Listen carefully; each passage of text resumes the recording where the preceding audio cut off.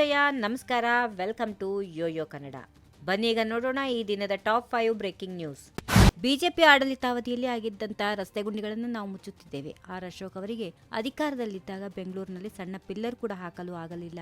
ಒಂದೇ ಒಂದು ಮೇಲ್ಸೇತುವೆಯನ್ನ ಮಾಡಲಿಲ್ಲ. ನಿಮ್ಮ ಕೈಯಲ್ಲಿ ಏನು ಮಾಡಲು ಆಗಲಿಲ್ಲ ಎಂದೇ ಜನರು ನಮ್ಮ ಕೈಗೆ ಅಧಿಕಾರ ಕೊಟ್ಟಿದ್ದಾರೆ ಎಂದು ಡಿಸಿಎಂ ಡಿಕೆ ಶಿವಕುಮಾರ್ ಅವರು ತಿರುಗೇಟು ನೀಡಿದರು. ಗುಂಡಿಗಳನ್ನು ತರಾತುರಿಯಲ್ಲಿ ಮುಚ್ಚಲು ಆಗೋದಿಲ್ಲ. ಗುಂಡಿಗಳ ಸುತ್ತಲೂ ಕತ್ತರಿಸಿ ಸರಿಯಾಗಿ ಜಲ್ಲಿ ತುಂಬಿ ನಂತರ ರೋಡ್ ರೋಲರ್ ಮೂಲಕ ದುರಸ್ತಿ ಮಾಡಬೇಕಾಗುತ್ತದೆ.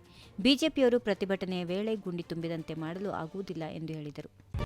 ಸಾಮಾಜಿಕ, ಶೈಕ್ಷಣಿಕ, ಆರ್ಥಿಕ ಸಮೀಕ್ಷೆಗೆ ಗೈರಾಗುವ ಸಿಬ್ಬಂದಿಗಳು ಮತ್ತು ಅಧಿಕಾರಿಗಳ ವಿರುದ್ಧ ಶಿಸ್ತು ಕ್ರಮ ಕೈಗೊಳ್ಳಲಾಗುತ್ತದೆ ಎಂದು ಕಾನೂನು ಸಚಿವ ಎಚ್.ಕೆ. ಪಾಟೀಲ್ ಹೇಳಿದ್ದಾರೆ. ಸಂಪುಟ ಸಭೆ ಬಳಿಕ ಮಾಧ್ಯಮಗಳ ಜೊತೆ ಮಾತನಾಡಿದ ಸಚಿವ ಎಚ್.ಕೆ. ಪಾಟೀಲ್, ಸಮೀಕ್ಷೆ ಗೈರಾದ ಸಿಬ್ಬಂದಿ, ಅಧಿಕಾರಿಗಳ ವಿರುದ್ಧ ಶಿಸ್ತು ಕ್ರಮ ಕೈಗೊಳ್ಳಲು ಸಚಿವ ಸಂಪುಟ ಸಭೆಯಲ್ಲಿ ನಿರ್ಧಾರ ಮಾಡಲಾಗಿದೆ ಎಂದು ತಿಳಿಸಿದರು. ಗೃಹಜ್ಯೋತಿ ಫಲಾನುಭವಿಗಳ ಸಂಖ್ಯೆ ಕಡಿತಕ್ಕೆ ಕಾಂಗ್ರೆಸ್ ಸರ್ಕಾರದ ಷಡ್ಯಂತ್ರ ನಡೆಸಿದೆ ಹೀಗೆಂದು ವಿಧಾನಸಭೆಯ ಪ್ರತಿಪಕ್ಷ ನಾಯಕ ಆರ್ ಅಶೋಕ್ ಆರೋಪಿಸಿದ್ದಾರೆ. ಲಕ್ಷಾಂತರ ಬಿಪಿಎಲ್ ಕಾರ್ಡ್ಗಳನ್ನು ರದ್ದು ಮಾಡುವ ಮೂಲಕ ಬಡವರ ಅನ್ನಭಾಗ್ಯಕ್ಕೆ ಕತ್ತರಿ ಹಾಕುತ್ತಿರುವ ಕಾಂಗ್ರೆಸ್ ಸರ್ಕಾರ ಈಗ 30 ದಿನಗಳ ಬದಲಾಗಿ 40 ದಿನಗಳಿಗೆ ವಿದ್ಯುತ್ ಮೀಟರ್ ರೀಡಿಂಗ್ ತೆಗೆದುಕೊಳ್ಳುವ ಮೂಲಕ ಫಲಾನುಭವಿಗಳ ವಿದ್ಯುತ್ ಬಳಕೆಯ ಸರಾಸರಿ ಮಿತಿ ಏರಿಸಿ ಗೃಹಜ್ಯೋತಿ ಯೋಜನೆಯಿಂದ ಅನರ್ಹಗೊಳಿಸುವ ಹುನ್ನಾರ ಮಾಡುತ್ತಿದೆ ಎಂದು ಕಿಡಿಕಾರಿದ್ದಾರೆ.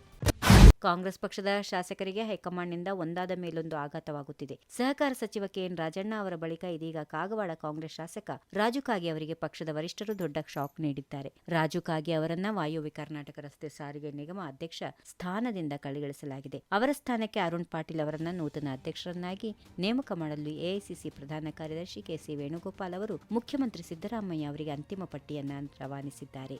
ಕಾಗೆ ಅವರು ತಮ್ಮ ಹೇಳಿಕೆಗಳ ಮೂಲಕ ಸರ್ಕಾರ ಮತ್ತು ಪಕ್ಷದ ಕೆಲವು ನಾಯಕರೊಂದಿಗೆ ಅಭಿಪ್ರಾಯವನ್ನು ವ್ಯಕ್ತಪಡಿಸಿದರು ಎಂದು ತಿಳಿದು ಬಂದಿದೆ.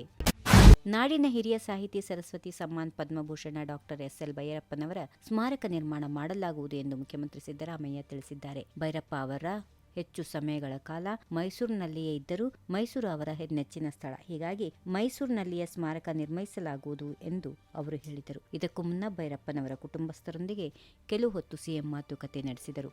ಈ ವಿಡಿಯೋ ನಿಮಗೆ ಇಷ್ಟವಾದಲ್ಲಿ ಲೈಕ್ ಮಾಡಿ, ಶೇರ್ ಮಾಡಿ, ಸಬ್ಸ್ಕ್ರೈಬ್ ಮಾಡಿ.